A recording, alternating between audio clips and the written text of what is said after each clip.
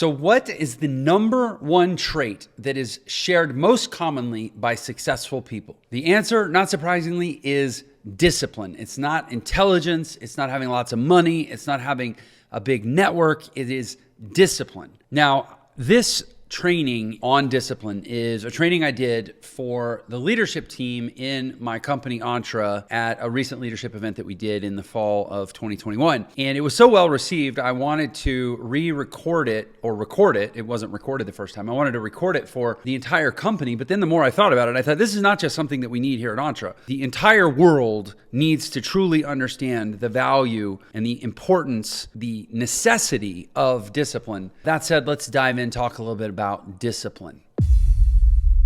We'll start with a classic scene from Kindergarten Cop, one of my favorite movies. Today we're going to play a new fun game. It's called Police School. I'm going to be your sheriff. You're going to be my deputy trainees. Oh, come on. Stop whining. You kids are soft. You lack discipline. Well, I've got news for you. You are mine now. You belong to me. You're not gonna have your mommies run behind you anymore and wipe your little douches. Oh no, it's time now to turn this mush into muscles. No more complaining, no more Mr. Kimball have to go to the bathroom, nothing. There is no bathroom.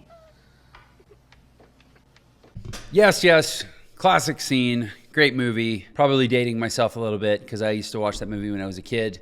So let me explain this slide to you.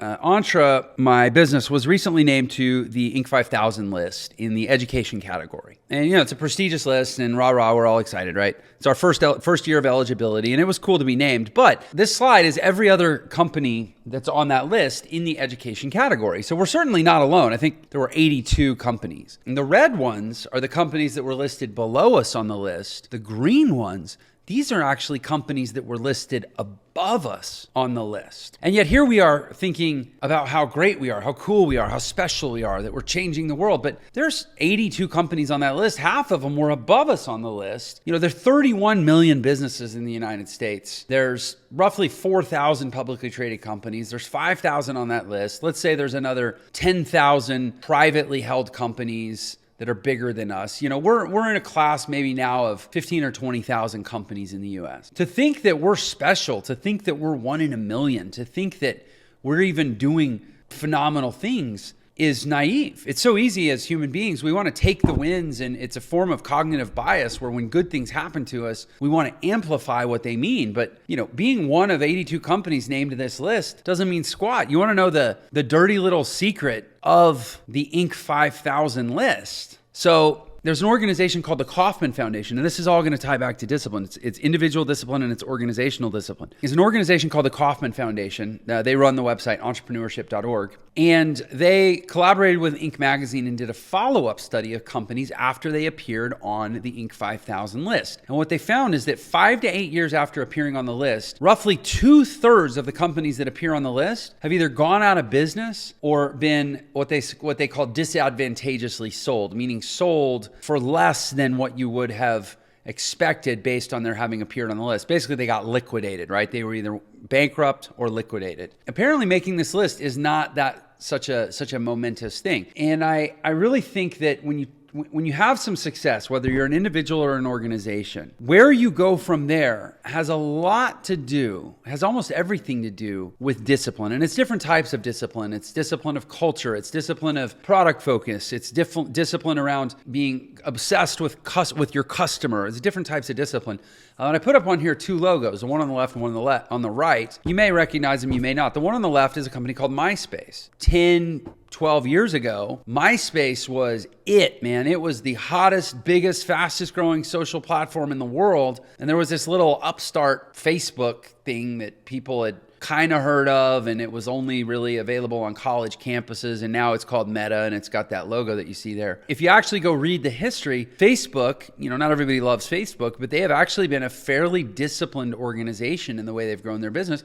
MySpace was not. MySpace was not disciplined in the way they controlled their user experience. They were not disciplined in the way that they architected their platform. They were undisciplined in the way that they understood what it was that they were trying to do and how to create attraction and how to retain eyeballs over time. There was a lot of lack of discipline. It is the reason why most people don't even know what that logo is. And of course, everyone in the world knows what Facebook or now Meta is. So I want to ask, what is the opposite of disciplined action? I believe disciplined action is the only type of action that we need to be focused on taking and that moves us forward in the world. And the opposite is emotional action. Discipline, to a large degree, is your ability to do what you should do regardless of how you feel about it. Emotional action is essentially doing what you feel regardless of whether or not you should, right? Well, what's the consequence of emotional action? The consequence of emotional action is inconsistency. And I'm going to show you the difference between inconsistent, emotionally driven action and consistent, disciplined action, and the enormous, like almost incomprehensibly large disparity in results that it produces, so far beyond what most of us as human beings naturally tend to process. Because we're emotional beings, we tend to disproportionately weight the results of emotional action, when in reality, the inconsistency that underlies emotional action makes it somewhere between futile and completely destructive. And this is why I believe our work, whatever we do in the world, has to be about more than just making money. Because money makes us emotional. Money is an emotionally charged subject for most people. The only other thing in most people's lives that's as emotionally charged is like relationship fidelity. There's next to somebody messing with your money, sleeping with your partner is about the only thing they could do to mess with your head so bad. Money is so emotionally charged. We have to be focused on something else if we're ever going to work from a place of discipline and consistency that's going to ultimately produce the kind of results that A, we can be most proud of, and that B, are going to actually make the most money. And I'm going to show you this. I'm going to show you how inconsistency, especially when we're driven by money, results in actually accumulating much less money. So I want to pose a question to you. Where in society do emotions and money intersect? If we wanted to see a laboratory experiment, something that was a case in point of how emotions mess with the pursuit of money, where might we go to observe that? I'm going to suggest to you the stock market. Nowhere else is money so much a function of emotions, particularly the emotions of fear and greed. That's what we often hear referred to as the driving forces of the stock market, fear and greed, right? So I'm going to show you a slide here. If you had invested $10,000 in the S&P 500, the most general stock index that roughly tracks the growth of the economy is the S&P 500. If you had put $10,000 in the S&P 500 and held it for 15 years, from basically the beginning of 2006 to the end of 2020, you would have more than quadrupled your money, $41,000. But what's crazy about that is if you had only had, and that's like several thousand days. I'll tell you exactly how many days that was in a minute here. But if you had basically missed only 10 of those days, you would have barely made even a third as much money. Look at that. Almost 2/3 of the gains happened in just 10 days. Missed 20 days, you hardly made any money at all. Missed 30 days, you lost money. Missed 40 days, you cut your money in half. So in a market that's driven by fear and greed, by emotions in pursuit of financial returns, you see that you have a few good days that generate all the results, but the vast majority of your days are actually reducing or subtracting from your results, such that even only missing 30 of them, you would have lost money. You would have lost a quarter of your money, 30 out of thousands. The stock market's open 253 days per year. In 15 years, that's 3,795 days, like I was saying. 71.6% of all stock market returns happen on just 10 of those days. So that means that in a market driven by emotion, 0.26% of all days produce over 70% of all the positive results. On the flip side, you saw, right? If you missed 1% of those days, you lost half your money. 99% of days resulted in losing half your money. That's emotion. That's inconsistency. So let me ask you a question. What if we were consistent? What if instead of making money emotionally in the stock market, we could just simply make consistent money, have consistent returns, right? And obviously this is a metaphor we apply to our life. Well, we saw that $10,000 invested in an emotional context where over the course of 15 years, we had 10 really great days, produced a little over 4 times your money, right? $41,000. What if instead of 10 great days, we had just had 1/10 of 1% daily growth for 15 years? How much more money or less money do you think you might have generated? It's over 10 times as much. Just getting 1/10 of 1% better every day for 15 years or however many days the stock market is open, would have produced over 10 times the results. But let's up the ante. What if we got 1% better every day for 15 years? I'll take a moment. I want you to really think about this and try to take a guess. When we did this live, we had guesses of 4 million. We had guesses of 40 million. It's $251 quintillion. Now, to illustrate how big that number is, the universe, the universe we live in, is estimated to be 13.8 billion years old, which is still less than half of 1 quintillion seconds. So the age of the universe in seconds is less than half of 1 quintillion. 251 quintillion seconds would be 583 times the age of the universe counted in seconds. So think about how many dollars that is. And that's the difference of getting 1% better every day for 15 years versus having 10 really good days. I want to tell you a story. So back in I can't remember if it was 19th century, early 20th century, but there was this big race to get to the South Pole. There was a lot of national pride and a lot of interest around what country was going to get an explorer to the South Pole first. And multiple attempts had been made, and people had died, and people had, had to turn around and retreat. But there were two expeditions setting out at the same time. And one was run by a guy named Robert Falcon Scott. And Robert Falcon Scott's approach to reaching the South Pole was that he was going to conserve energy on bad days, and he was only going to have his team go on good days. So when and good or bad in Antarctica has to do with the weather, right? So on good days, they were going to charge forward, cover as much ground as they could, and then on bad weather days, they were going to stay in their tents and rest and recover and save up energy for the good days, right? And then you had a guy named Roald Amundsen who took a different approach. And he said, you know what? On good days, I'm not going to go more than 15 miles. And on bad days, I'm going to try to go as close to 15 miles as we can. Now, just to be clear, Robert Falcon Scott, on his good days, on a good day, a good clear day with the dog sleds and whatever they had, you could cover up to 40 or 50 miles. So Scott was like, okay, we're going to go 40 or 50 miles on our good days. We're going to just rest and store up energy on the bad days. Roald Amundsen said, no, we're going to be consistent, and we're going to try to do 15 miles every day regardless of the weather. You can probably gather where I'm going because this is a presentation about discipline and consistency. Roald Amundsen not only reached the South Pole long before Scott, but he also was able to get home. Scott, on the other hand, his expedition was a disaster. They barely reached the South Pole, and I think most of them died on the way home, even though theoretically they were conserving energy and not working on the worst days. We saw in very dramatic terms that consistency, trying to do the same thing regardless of the conditions, trying to go the same distance on good days and bad days, trying to be methodical and deliberate and consistent in how you show up every day, that is how you win. When emotion drives behavior, we feel like we're making progress because the good days feel so good. But when discipline drives behavior, we never miss a day. The results become unimaginable. People think they're getting great returns, making 4 times their money in 15 years. We have no idea the returns we could generate on any aspect in our life if we were just consistent. You think about, we talk a lot about this in Entre. I talk a lot about this a lot. The math of a human life. All your life really is your average day times your number of days. And so many of us, we want to define our life by how we were and what we did, how we showed up on our best days. But your best days really don't mean crap. You meant what? You're going to miss 10 days and lose out on 75% of all that you could have done in the world.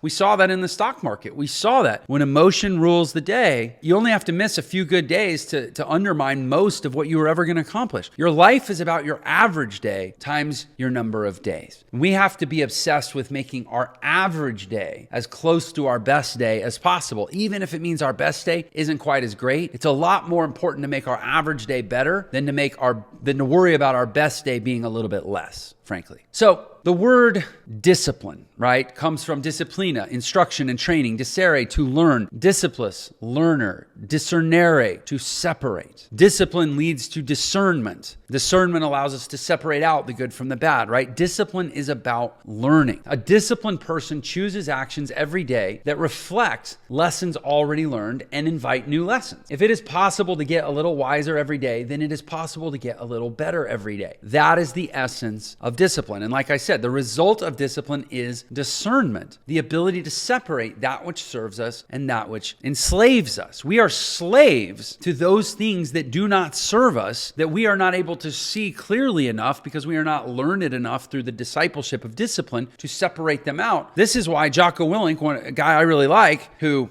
gosh darn it, I'm going to be getting on my podcast here before too long, mark my words, he has a book called Discipline Equals Freedom, and he says that all the time, discipline equals freedom. Discipline actually sets you free. A lack of discipline enslaves you to the things that you lack the discernment to get out of your life. So at Entre, we have something called the Entre Way. And the Entre Way in a nutshell, which this is how we operate as a company. It's how we teach our team, our staff to operate. And it's how all of our students, it's a big part of what our students get when they come to us in trying to reshape their lives quantitatively and qualitatively. We teach something called the Entre Way.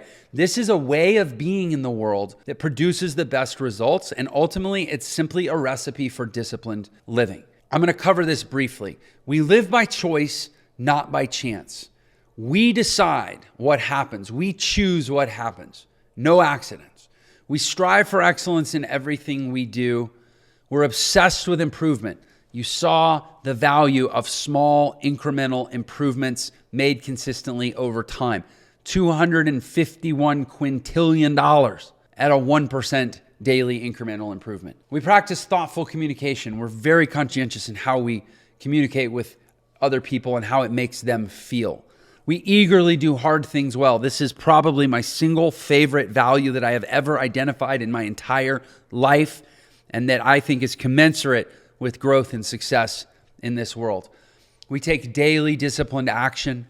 We move fast, learn fast, grow fast. We attack problems and find solutions. We build with legacy in mind. We have fun and get shit done. That is the Entre Way. That right there. Take a picture, print that, put it on your wall, live it every day. It will blow your mind how fast your life changes.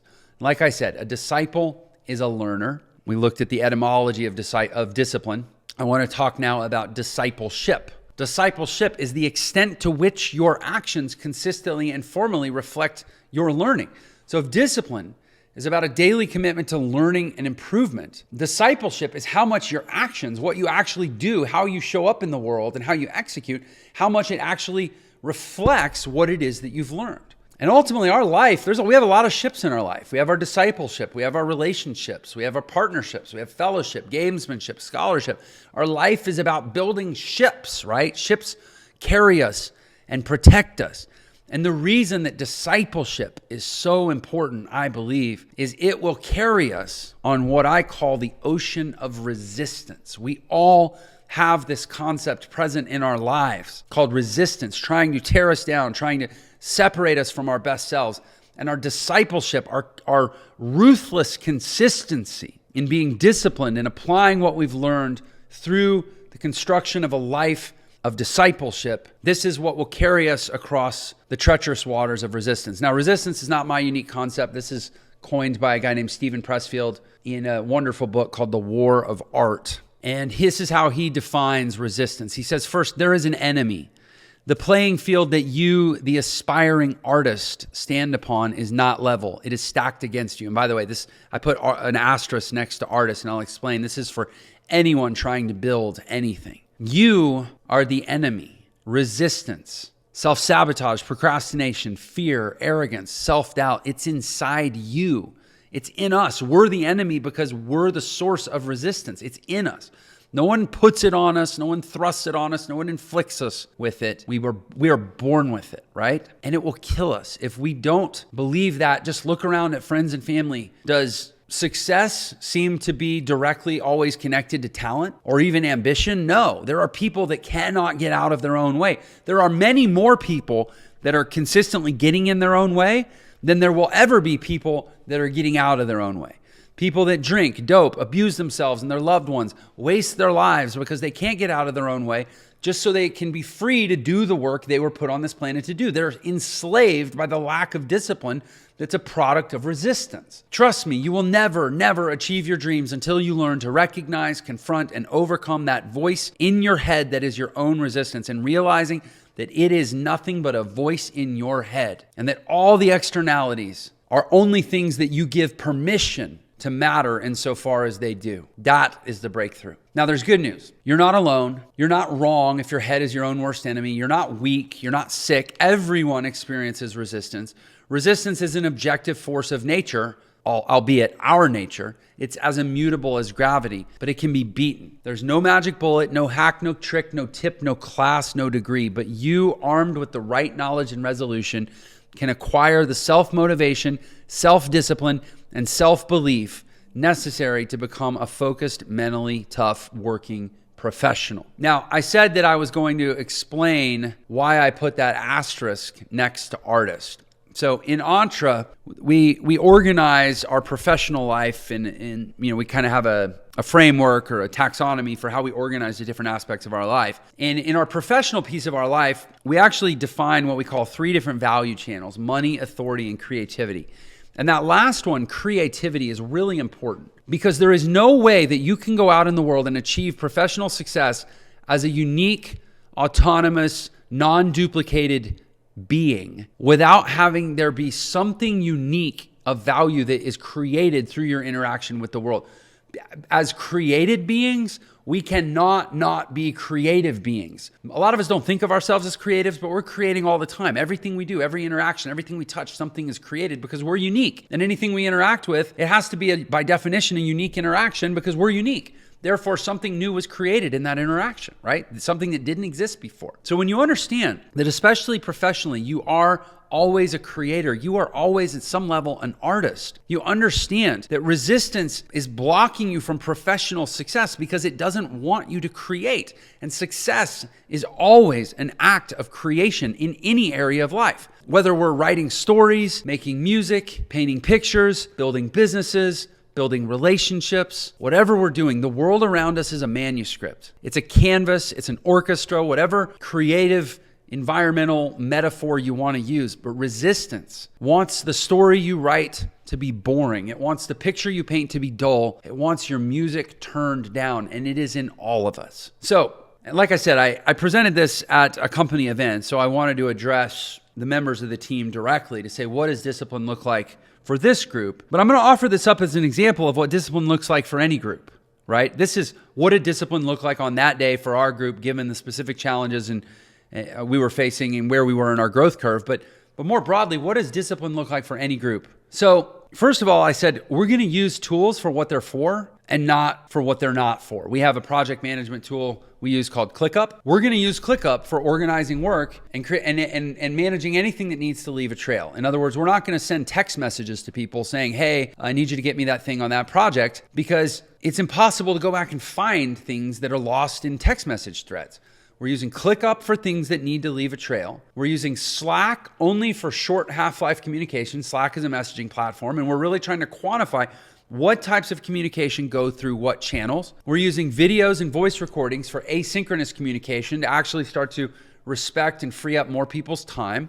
We're communicating in a very specific way, leaving a lot of details in requests. Don't just say, hey, this thing's not working, can you fix it? Like, explain why it's not working. Or I need a report that shows me, all the money we made last month. Well, are you talking about sales? Are you talking about revenue?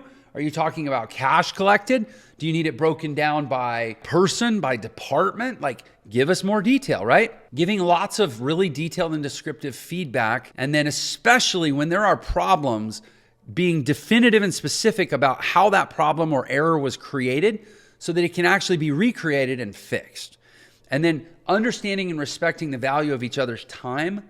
Again, being always prepared beforehand. Before you come on a meeting, don't come on the meeting to figure out what the meeting's about or to figure out the thing that the meeting is supposed to be about. Come on to the meeting having already done that work beforehand so that you can have a productive, collaborative discussion about what you think you've already figured out and make it better. Respecting meeting formats. Obviously, we're all friends, but we can't be coming on telling 20-minute stories about, how we tried to make homemade ice cream and the power went out and it melted all over our floor or whatever. Like, we're there. We have formats because meetings are expensive because people's time is valuable. And then again, utilizing asynchronous communication, especially voice memos and screen captures. And these are just examples, like I said, of what discipline looked like in our team. But I think there's principles you can extract for anything. And then Entre has very specific values, company values. This is different from our Entre way that all of our customers, all of our students, everyone in our universe learns about. These are our specific internal company values. But again, these are such great values for anybody trying to live a more disciplined, structurally significant life. We operate like owners. That's basically everything I said on the previous slide about modeling responsible leadership, stewardship in your department. We're always improving, doing something every day. This is part of discipline. It's getting a little bit better every day. Something that isn't your job, but rather makes you better at your job. So it's the difference between cutting down the tree and sharpening the saw. We sharpen our saw every day. We don't just hack away at the trees. We do the right thing. We all know the golden rule. We're better together. We seek feedback. We push decision-making downward. We empower people to lead from beneath us. I don't love that term, but you know what I mean. Beneath us in the organizational chart. We care about people. We always prioritize how people feel. It's the single most important element of being a successful individual or a successful organization is how do you make people feel? And we enjoy the journey very, very much. So these were principles around team discipline. We also went into individual discipline, and we've already seen this. This is the Entre way. This is what our company is built around, not just our team, but our products, on our student experience and the expectations. This is what individual discipline looks like. Now, I did a little exercise, and this may be of interest for people who are actually trying to scale a business, which I hope there's a lot of in my audience because I'm trying to speak to people that are doing cool, disruptive things in the world and encourage and inspire you to continue. This is a tale as old as Mark Zuckerberg, because roughly Mark Zuckerberg is about the age of what's known as the bootstrapped hypergrowth startup. It's kind of a phenomenon of the last 30 or so years. So if you look in an organization, there's a correlation you can connect between how disciplined an organization is and how big the organization gets. So when an organization starts and it's just the founder or founders, it's fairly disciplined because it's on you. Like if you don't do it, it doesn't get done. And you know that. I know this because I founded the company, right? And you start to get some traction and you go, oh, great, now I can get some help. And you bring in people, really, and you're a small company, nobody knows who you are. So you bring in some people based on really who's available. And it's hit or miss. It's kind of hit or miss, right? Like, hiring is a tough gig and you've probably never done it before. And now you're bringing people in and you win with some, you lose with some. But at the very least, because it's now not all just in your head and the right hand and the left hand aren't necessarily clear on what each other are doing anymore, and you're developing communication and learning how to manage and build the team and such, discipline tends to drop, right? So then you go, oh no, we're not as effective as we used to be when it was just me or just us. So we're going to level up. We're actually going to start having regular meetings, and we're going to have so-and-so report to so-and-so, and we're going to have standard operating procedures, and we're going to start to get our act together, right? And mature as an organization, and discipline goes back up a little. And then there's kind of a natural settling because, again, you hired people based on who was available, and some of those people are going to be a great fit, and they're really going to be excited to level up. Some of them aren't, and you're going to see a pullback on discipline. So then you have to kind of purge out the people that aren't a fit with the evolving culture. They're not ready to level up. They don't necessarily want the same things. They're not in total alignment with the company. And now you're presumably starting to have a story. You've been in business a little bit, and maybe you're able to attract a little higher caliber of people, and discipline starts to go back up, and culture starts to form. And certain strong leaders will start to emerge, and that really drives culture. And so then you go, all right, we're getting bigger. We've got this culture. We got to start to codify and formalize some of this. We're going to have another round of leveling up and really start to plan for our future as an enterprise. We're going to do budgeting. We're going to do forecasting. We're going to bring in enterprise planning tools and make investments in software and processes and automation. And we're going to bring on a consultant, and we're going to figure out, what our future org chart needs to look like. And you kind of just do all this stuff that feels like growing up and leveling up as an organization. But with all that, of course, now you have a bunch of new stuff and people need to adopt it, and that takes time. And during the adoption phase, discipline comes back. But now you're starting to really have something pretty cool. So you say, okay, we're going to go hire more people, better people, because now we have a cool story, right? This is a cool place to work and people are going to want to be a part of it. And so then you have another round of settling because now you're bigger and you have more people and people coming in from diverse backgrounds, and some people that have been here longer and have more institutional knowledge, and people that are new and they're just being brought up to speed and they did it a different way at their previous company. And so you kind of have this another round of settling, And also, just as the organization gets bigger, not everybody's as connected. You have compartmentalization, you have siloing, you have people able to blame shift and say, oh, well, it wasn't my job, it was on him, or what we call diffusion of responsibility. And because things are probably going well if you get to this phase, there can be some false confidence to say, oh, it's a given, we're going to succeed, right? And especially with diffusion of responsibility, you think, oh, well, it doesn't really, what I do isn't going to ultimately be what determines if we win or lose or not, right? And inevitably, too, you're going to make some wrong hires. So what you find here, and we've seen this a little bit at Entre, although I think we're moving really, really fast through this, is that these stages may repeat multiple times. There's kind of a culture, affirming of the culture, a leveling up of initiatives to level up. It takes some time for people to adopt. More people come on board. Things resettle. It impacts the culture. You got to level up again, and you kind of work through these cycles. But at a certain point, you come out of this and you say, okay, either I'm going to blast off into really cool unicorn status, or I'm going to have to take my ball and go home. And in our business at Entre, we're right here. So this is really, really important to us, where the level of discipline is what is going to get us to unicorn status. It's what's going to allow us to take this story and run it all the way to the end zone, is how much discipline do we embrace moving forward. So with that as kind of a final statement about the business, I want to leave you with some exercises. And if you're watching this on YouTube, I realize some of this maybe wasn't directly applicable to you because it was a internal company presentation, but hopefully the principles and the concepts you have found value in. And I want to give you a couple of exercises that you can use to really, really help yourself get clear and improve in the area of discipline. First of all, I want to know, what is one thing that you need to be more disciplined about in your physical life, your personal life, and your professional life, which if you're a part of Entre team, I'm saying in your life here at Entre professionally, but if you're not a member of Entre, regardless, just in your professional life. And something physical, something personal, and something professional that you need to get more disciplined about. Write it down, take a minute. If you're watching this on YouTube, put it in the comments below. Commit to yourself. What gets declared is what actually gets done. And then finally, I want you to actually design your optimum day based on the following set of questions. What schedule would yield you the best balance of physical, personal, and professional success? Get clear on that, define it, write it down. Next, what are the 80-20 squared activities? The one out of every 25 possible activities that would produce the best version of you. So a lot of people are familiar with the Pareto principle, the 80-20 rule that says roughly 20% of inputs produce 80% of outputs. 20% of your time produces 80% of your results. 20% of your employees produce 80% of your growth. 20% of this produces 80% of that, right? But what if we take just the 20% and we look at that with an 80-20 rule? So we say, what's the 20% of the 20% that's going to produce the majority of the results? And 20% of 20% is only 4%. That's one out of every 25 things that we could do, that we choose to do based on discernment, the filtering out of the 24 for the one that remains, right? What are the 80-20 squared activities? And then what changes can you make to your environment right now to maximize results? People, surroundings, location, tools,